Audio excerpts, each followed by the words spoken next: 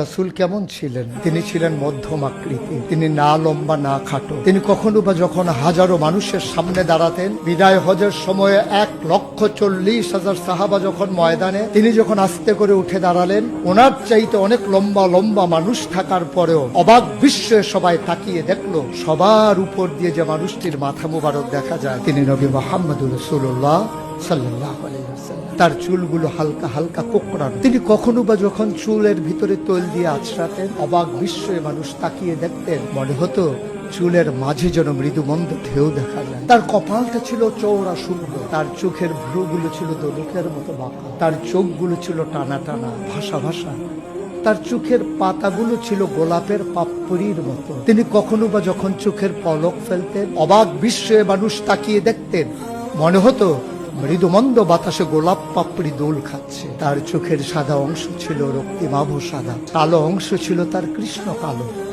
তার ঠোঁটগুলো ছিল গোলাপি। আসসালামু আলাইকুম।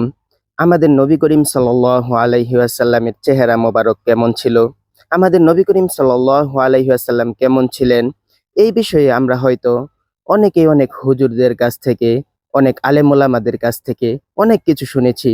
কিন্তু এর মধ্যে হযরত মাওলানা মুস্তাক ফয়জী দামাত বারকাতুহুমের এই আলোচনাটা একরকম সারা বাংলাদেশে ভাইরাল হয়।